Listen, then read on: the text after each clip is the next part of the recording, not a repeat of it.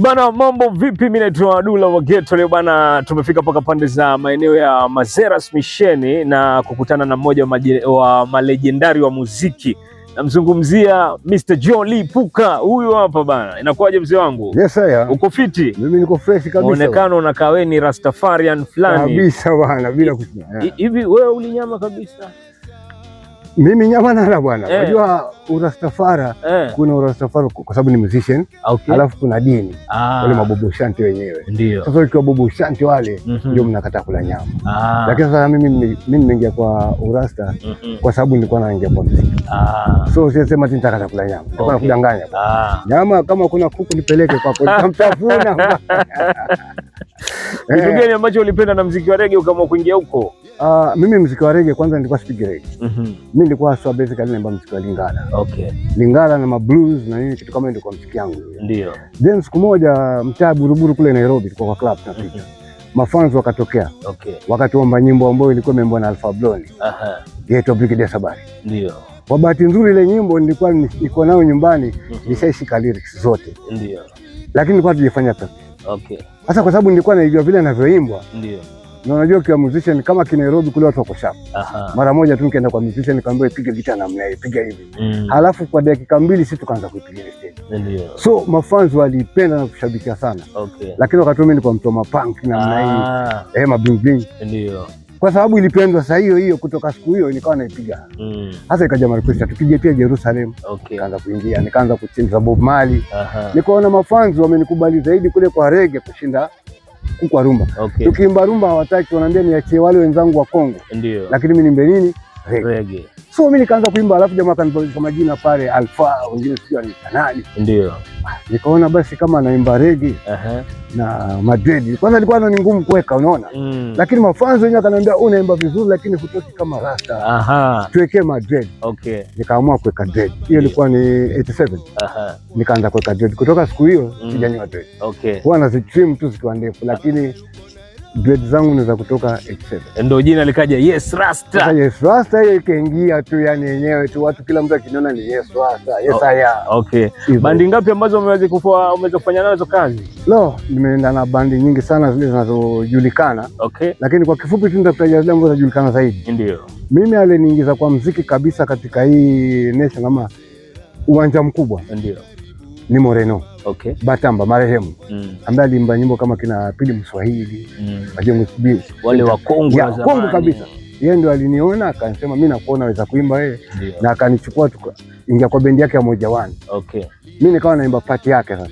Yeye akituma alafu mimi naitikia na sauti yake. Kwa hivyo mimi nyimbo ya Moreno naweza imba na sauti ya Moreno. Kabisa. Alafu kutoka kwa Moreno nikaenda kwa Lovilo Ngoma. Babake wale kina Lovilo Ngoma, mnawasikia nyinyi vijana wale. Ndio. Nikachukuliwa na hiyo bendi. Kunichukua si mimi kwenda. Mimi nilikuwa nachukuliwa na bandi.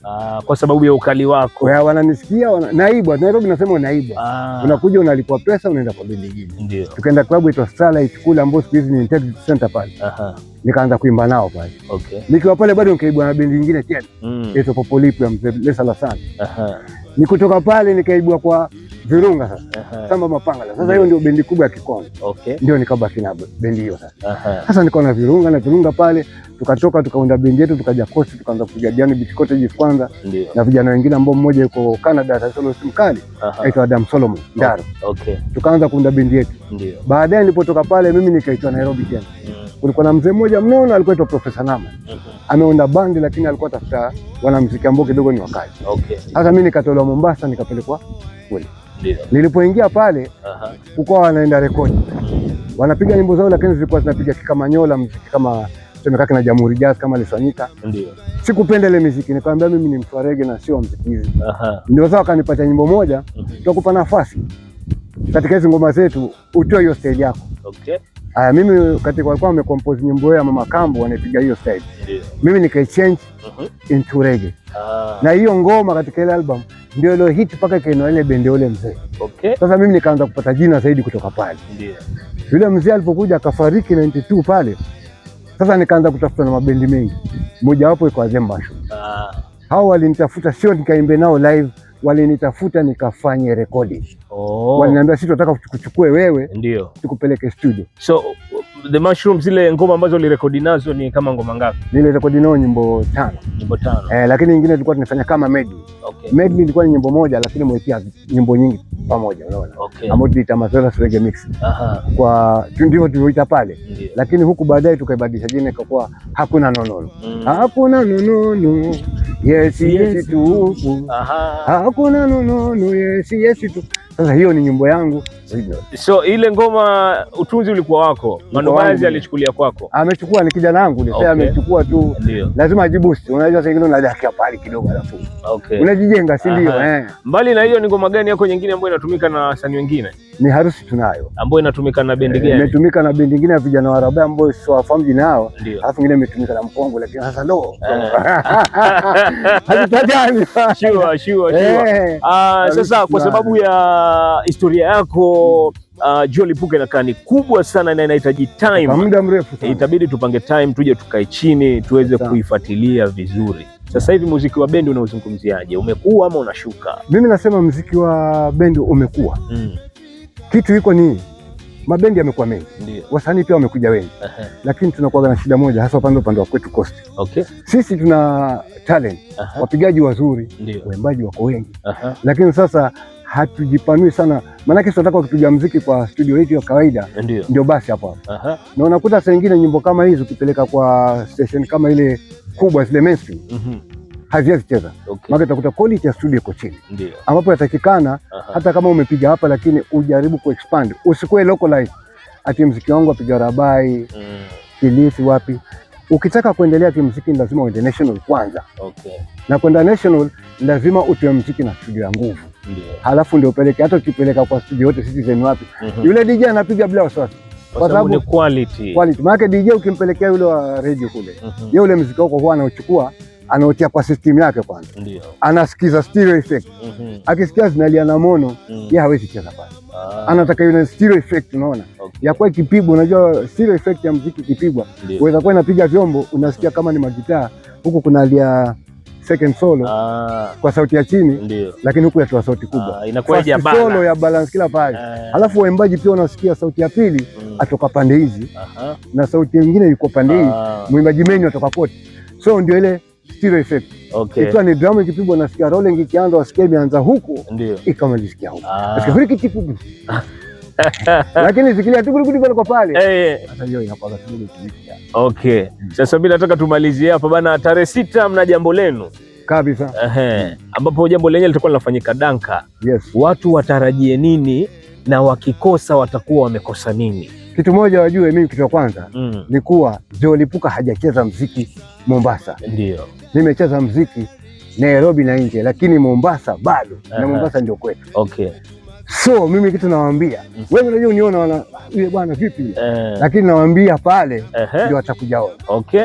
Maana nimewapangia. Ndio. Siendi tu hati nikaibe tu vile wanavyojua. Nimewapangia. Mimi ni rasta. Na ule muziki nimewapangia pale. Tunasema ni kaboom. Nenda kwa mofa, yani nakuja kwa ripua, yani ni waripua, yani mpaka ushangae, kumbe huyu jamaa ni hatari. Lazima nifanye vitu ambapo hata mtu siku nyingine akiona, kuna wale wengine wanapiga sema tutataka yule bwana aje tena stage hapo, unaona? Maana hii ndio show ya kwanza, na mimi siwezi kubali show yangu ya kwanza nikifanye kimalamala, lazima nifanye ile bala. Ushaambiwa tarehe 6 jambo liko maeneo ya Danka. Danka inapatikana kwenye barabara ya Mazeras Mariakani. Joe Lipuka kwa mara ya kwanza hajawahi simama kwenye stage yoyote. Sio Mombasa, sio Kwale, sio Kilifi. Anasimama Kilifi raundi na ni tarehe 6. Kwa hiyo fanya hivi, kimbilia tiketi yako mapema ili uweze ufike pale umuone Joe Lipuka, lakini pia atakuwepo Freshly Mwamburi, Shab Simba mwenyewe atakuwa, na pia usisahau kwamba Cannibal the Chosen One atakuwepo bana. Hii itakuwa ni moja ya show kubwa, usikose. Mimi nataka tumalizie na Hakuna nonono.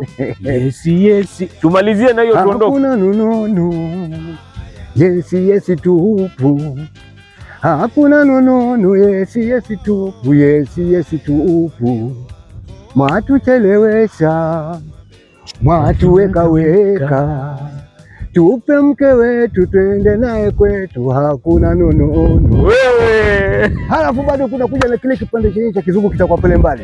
Every last man do adobe dobi mo Sunday afternoon is adobe dobi anotekiga tudu adobe dobi people jump up high ina dandola pasi kama kuna flow ina huruma pasi na pasi. Tusimalize utamu waje wenyewe. Tarehe 6 ukikosa ni makosa.